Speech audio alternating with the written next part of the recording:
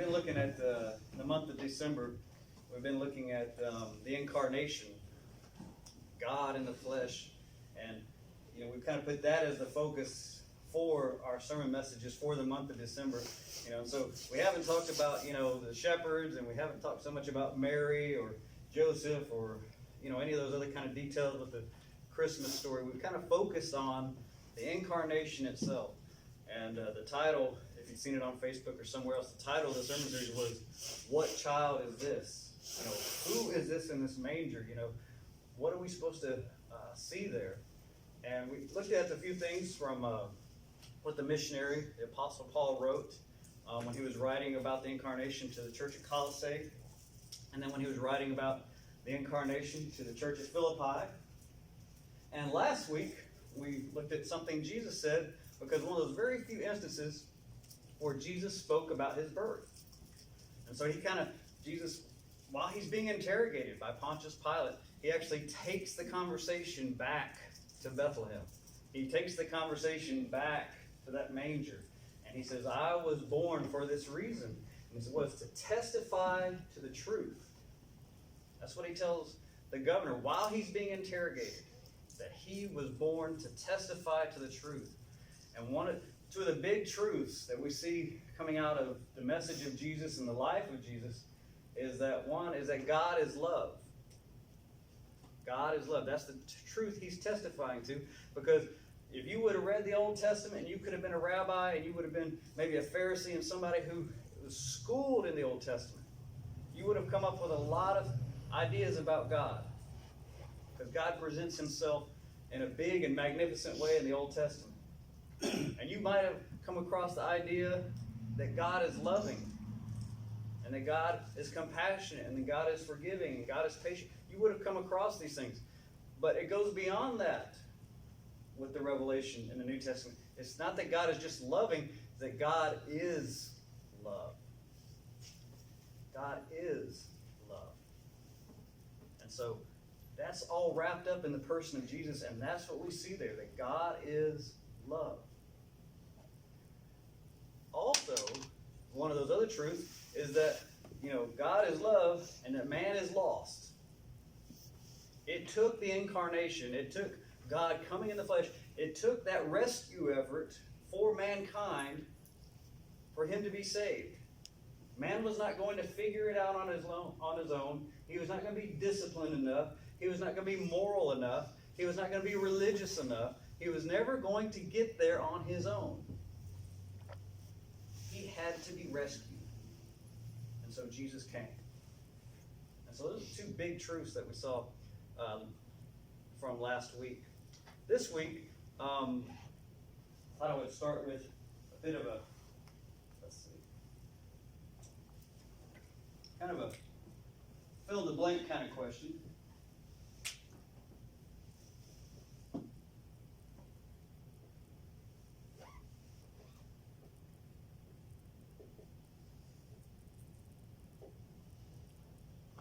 If you can't see it, I'll read it. People hope for blank in 2021. People hope for blank in 2021. What do you think? People, you can individualize it and say you, or just people in general. However, people hope for what in 2021? What are some things people are hoping for? That it's not like 2020. Okay, that it's not too much like 2020. What else? What are people hoping for in 2021? Peace. Peace. Good health. Yeah. Revival. Were you thinking on like a individual level or like nation? Yeah. What else? Both. Yeah. What else? What are people hoping for in 2021? What else? Some people are hoping that Christ will come back in 2021. They may be looking forward to the return of Christ. What else comes to mind? Shana, what are you about to say? No COVID. Yeah, no COVID, yeah. People of this church start showing some interest in this church. Okay. Yeah, and that outreach to the schools, being salt and light. outside of the four walls. You know, one of the first words in the Great Commission is go. And it's there for a reason. Well, They're not to supposed me, to it's come, It's not come to just church. it's not just gather, it's go, you know, because the church is not a building, the church is the people. God will perform a miracle and Trump will remain president. Okay, maybe God will perform a miracle, maybe an election one, who knows? People hope for a lot of different things. Sometimes they hope for the same things in 2021 as they hoped in 2020, right? They might have wanted to lose 20 pounds. They might have wanted to have a little bit better bank account. You know, they may have wanted to be able to take a certain vacation. You know, the different things. You know, there's some generic things people hope for in a coming of a new year, you know. It just happens. And sometimes with years like 2020, they get very specific with the things they want to be done with. You know, like Miss Eileen said, some of the things in 2020 you just want to be done with. You hope they're not carried over too much into 2021. Well, what I want to talk about to you this morning is what I hope for you as a pastor. What I hope for you in 2021. And so, the focus of what we're going to talk about this morning is that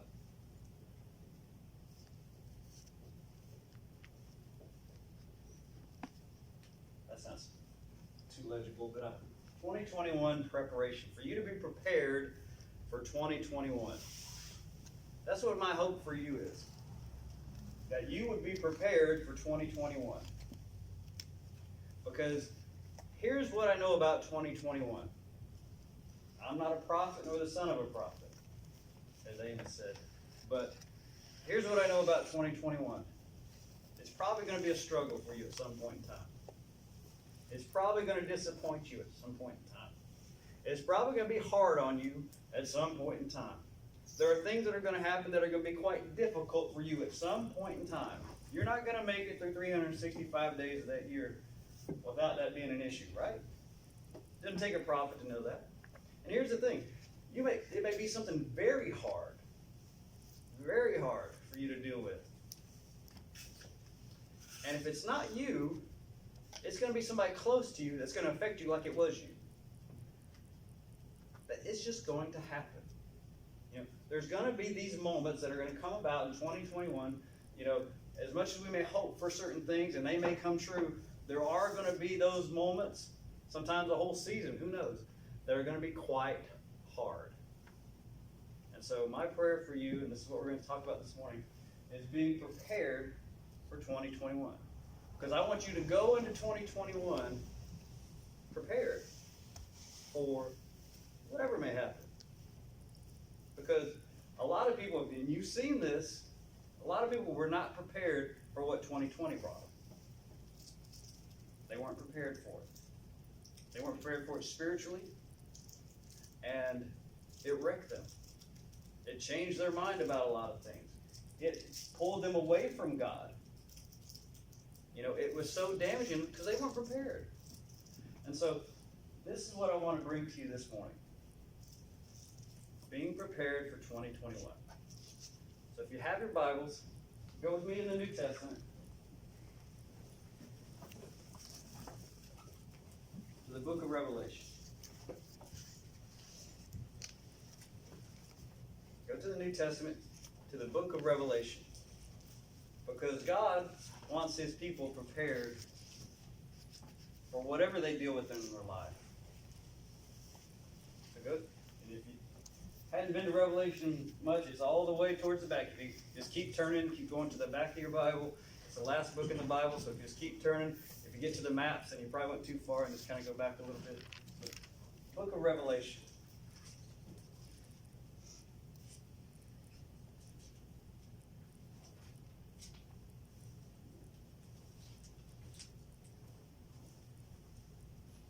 Now, the book of Revelation is written by the Apostle John.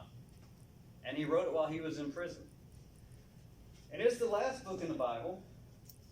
And John was basically the last disciple to live. He was the last one of the original 12 disciples of Jesus. And so he writes this, and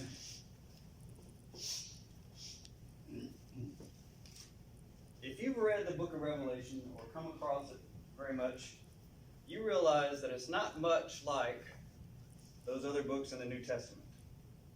You know, you could read the Gospel of Mark, you could read Paul's letter to Ephesus, you could read what James wrote, you could read the book of Hebrews, but when you get to Revelation, it looks like something completely different. You know, it looks like, let's see if I can get this right.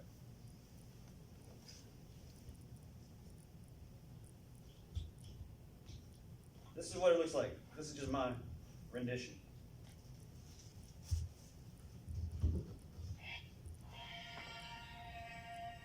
You hear that? That's what the book of Revelation looks like to me. Because it's like you're used to these letters and you're used to, you know, oh, Paul's talking about this, or there's a problem over here, or, you know, we've got to deal with this issue. But when you get to the book of Revelation, it looks different. It looks like it's supposed to just grab your attention, and it does. It's supposed to shake you up. It's supposed to have you captivated. All right? Because this is a revelation from Jesus to John. And John meets Jesus, the same Jesus that he learned from as a disciple, but now he sees him coming in glory. And he meets him. And he gives him this message about 7 churches that he needs to write to. So Jesus is telling John to give this message to 7 churches. And that's the first few chapters. But then after that, it continues on. And there is a series of visions that John is given. So even though these 7 churches have gotten their message, there's a lot more to the letter. And so these visions start coming to John. And these are big visions. In fact, they're called mega visions. And so the idea there is that whatever John is seeing in this vision, it gets his whole landscape. It's the whole thing in the sky. It's the whole theater of his view. It's a mega vision. So it's not like a little thing kind of up there. It is, his whole world is just encapsulated by this vision. And he's just caught up in it. And this is what's going on. And it starts off and it talks about in the throne room of God, and there's a scroll with 7 seals, and it goes through that. And then it starts talking about 7 trumpets that are blasted by 7 angels. And this is, and you read the wording of it, it's meant to grip you. It's meant to have your attention. It's meant to blow your mind.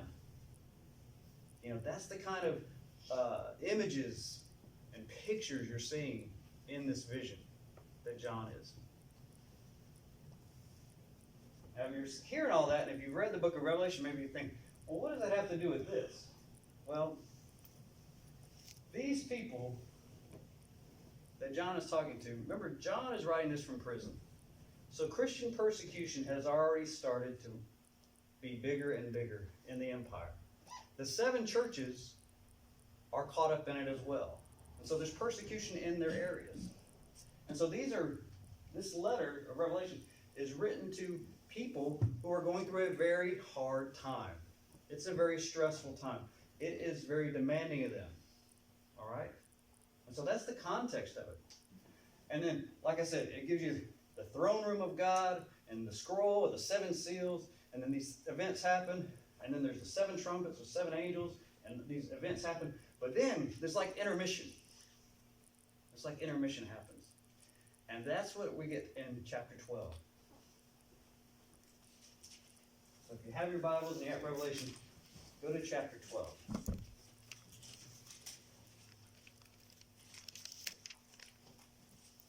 And in Revelation chapter 12, amidst all that was going on and all this fantastic, eye-gripping kind of thing, in Revelation chapter 12, it's like an intermission, and it's like there's a point to give you perspective. Because you're so caught up in this stuff, and you see the evil around you, and you see the persecution, and you see this and that, and you know, when you're dealing with things personally, when it's you and somebody else, or, maybe just you by yourself, things can be overwhelming. You can lose perspective. Revelation 12 is there to give you perspective.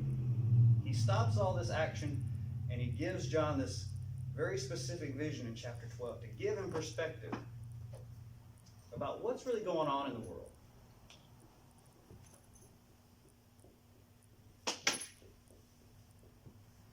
And that's what I hope you take into 2021. I hope you take perspective into 2021. Don't just get caught up in what's going on in the world. Don't just get caught up what's going on around you. Don't just get caught up what's going on you individually. But have some perspective on the big picture. What lies behind things. Starting in verse 1. That's where I'm going to read. It says, a great sign, there's that mega sign I told you about, appeared in heaven. A woman clothed with the sun. Now, I can't even imagine that. I don't know what that looks like. Whatever I can put in my head probably is a big understatement. A woman clothed with the sun, with the moon under her feet, and a crown of 12 stars on her head. Woman clothed with the sun, with the moon beneath her, and a crown of 12 stars. If you've been reading in Genesis lately, or familiar with that, you go, that looks familiar. That's Joseph's dream. Remember the dream he had when he was telling his family about it? His father was the sun. His mother was the moon. And those 12 in the family of Jacob, the stars. And it says, she, that woman, was pregnant and cried out in labor and agony to give birth. So this woman, in this intermission where this trying to give John some perspective about what's going on in the world, what the big picture is, he sees this woman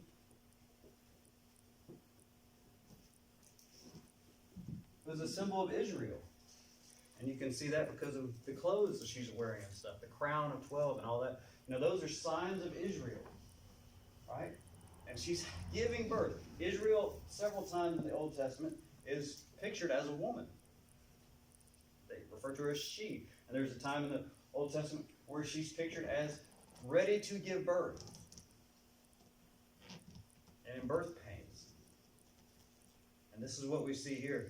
And she cries out in labor in verse 3. Then another sign appeared in heaven. And there was a great fiery red dragon with 7 heads and 10 horns, and on his head were 7 diadems.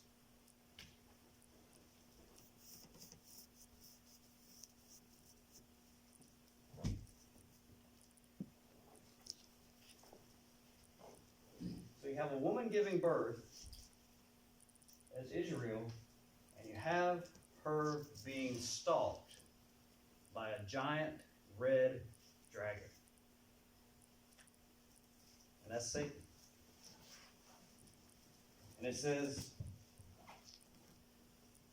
and the dragon stood in front of the woman who was about to give birth, so he's waiting, so that when she did give birth, he might devour her child. And so he's just waiting patiently for this woman to give birth, because he is going to destroy that child when it's born. In verse 5, but she gave birth to a son, a male, who is going to shepherd all the nations with a scepter, and her child is caught up to heaven to a throne of God. In verse 6, the woman fled into the wilderness, where she had a place prepared for her by God to be fed there and kept for 1,260 days. So this child of the woman, this product of Israel, is Christ.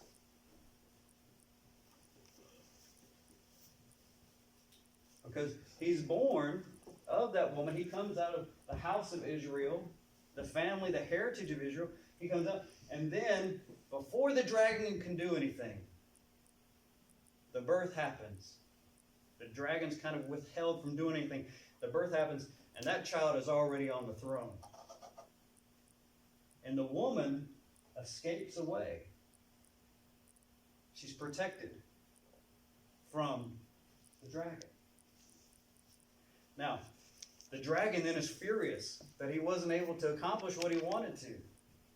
And then it says, and these are some of the most, eye-catching words of the entire Revelation. It says in verse 7, then war broke out in heaven. That's the response. The evil, the brutality, the violence of the dragon could not get the woman and devour her child. And so the dragon is furious. And there's a war in heaven. And it says Michael and his angels fought against the dragon. And the dragon and his angels also fought. But he could not prevail. And there was no place for them in heaven any longer. And so the great dragon was thrown out, the ancient serpent, who is called the devil, Satan, the one who deceives the whole world. Look what's going on here. You have this picture with Christ being enthroned in glory. You have Satan frustrated by not being able to prevent it to devour that child. And so now the war breaks out even further, and everything now is being unleashed. And as the story progresses on, this war continues, and the woman is hunted. Israel is hunted. Now, if you know anything about history, something that has happened over since the last 2,000 years is Israel as a people, the Jews have been hunted. They've been moving from place to place in groups and families, and they've been hunted. They've been the enemies of every society. People have persecuted them again and again and again because that was his plan. But it goes beyond that. Now look at verse 17.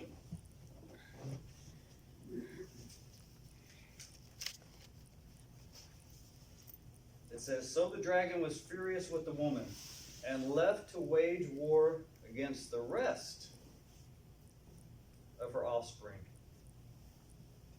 those who keep the commandments of God and have the testimony about Jesus. See,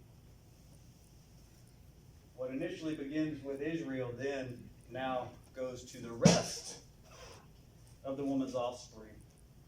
The people who have the testimony of Christ, the testimony of Jesus, us, the Christians. And now we become the hunted of this dragon. Now we become the target of violence and brutality and persecution and harassment. See, that's the big picture. In our lives, we forget that this is the drama. We forget that this is going on. This is our story. Now, a couple things that I want us to remember is that there, first of all, is a fact that we live in a war zone. You see how it's described? We live in a war zone. There is a war taking place, albeit an invisible one that we're not always aware of. But there is a war taking place, and we live in the middle of it. And we get upset and we get confused when things happen so badly. Well, of course they're happening badly. You live in a war zone. That's why you turned on your TV and saw these riots and saw the looting and saw fires and saw all this stuff. And you were surprised? You've always lived in a war zone. It's been within your families. It's been within your community. It's been within your cities. It's been within your nation. Our whole world is caught up in a war zone. We shouldn't be surprised. We just rarely glimpse it that way. I know y'all are old enough to remember the Cold War, between the U.S. and Russia. And they called it a Cold War because we never really got our tanks together and our missiles together and everything like that, and planes and submarines on, and had an all-out war with Russia. It was a Cold War. But there was a war going on. We were still very much against them, and they were still very much against us. There's no confusion about that. We knew who they were, and they knew who we are. And so that's how it went on. In 1961, y'all probably never heard about this. In a tobacco field and a swamp up in North Carolina, 2 atomic bombs were lost. A B-52 plane had its wing tore off in flight and went down. 2 atomic bombs were lost.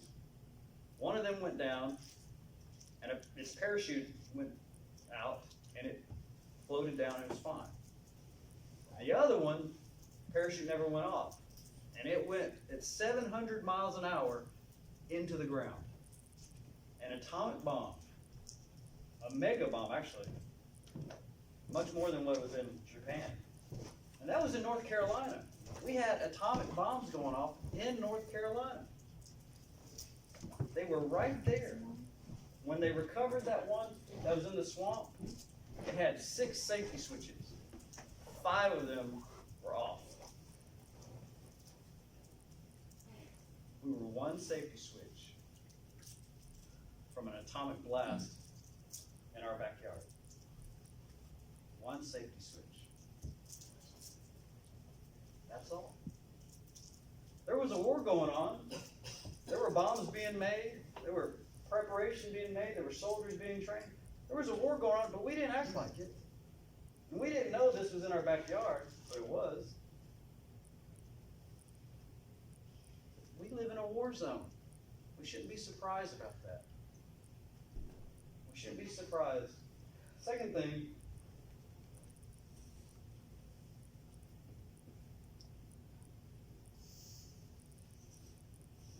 is that there's an unseen opposition. There's an unseen opposition. When Paul's writing to the church at Ephesus, he says, remember, we don't wrestle against flesh and blood. That's his way of saying our problem isn't with people. People are just being manipulated and tempted and influenced to do things. Because they're in a war zone too. And they're being used spiritually. We have an unseen opposition. It's always going on. This is always the case. And it's not with people. It looks like it's with people. When I have a problem with somebody else, my immediate reaction is that I have a problem with him, or I have a problem with her, or them. That's how we react to it. But we have to have perspective and realize there's an unseen opposition. There's an unseen opposition. So first off, we're in a war zone. There's an unseen opposition. And thirdly, and this comes out in the last verse, is that we have